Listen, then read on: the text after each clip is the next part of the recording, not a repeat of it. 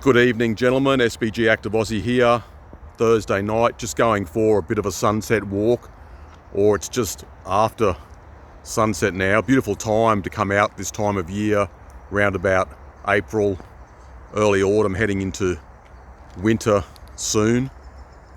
I've just been thinking about something recently which I feel is a type of paradox, and that is that there are many types of people, and not just women, who want to be strong and independent and brave and stunning, and they also want to be victims at the same time. So it's not just a paradox, I guess it's a type of hypocrisy as well, so to speak. And there are many examples of this. I thought about it quite a few years ago when I was living and working in China.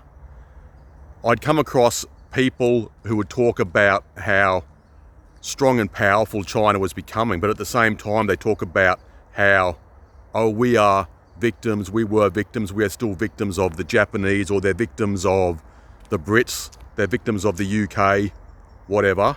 And there are many other examples that you could think of, but these days when you talk about feminism, the narrative is that women are brave, stunning, independent, women can do anything that men can do, but at the same time they push a narrative of being oppressed, that they are being put down, they don't have the same sort of equality that us guys do. And I just find it to be like a very hypocritical type of situation. And like I said before, there's many examples of that you can come across. So it made me think of something I heard about before. It was Schrodinger's cat.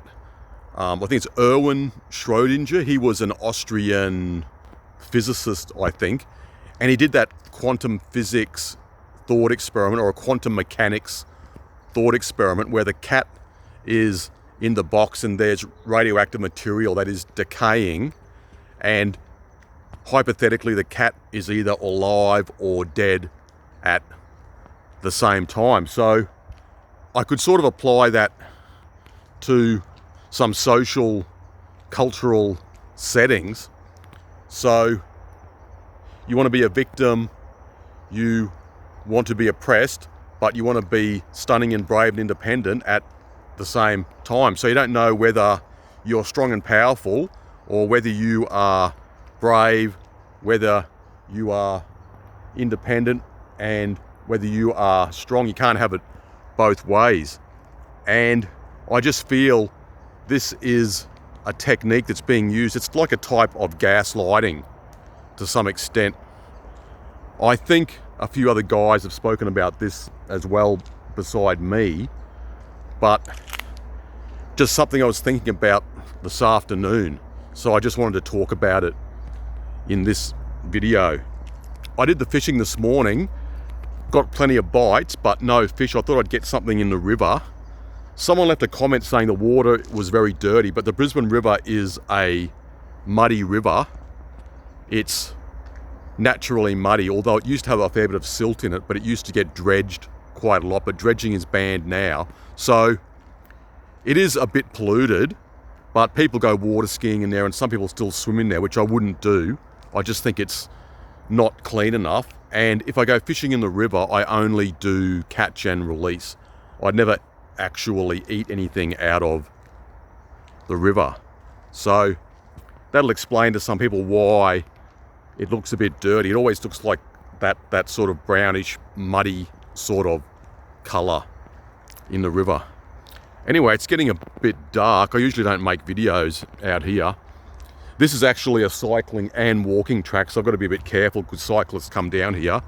Already had 2 joggers have come past, but I tried to make a video here once before on a Friday night, and did several takes and there were just people everywhere, so I had to stop filming.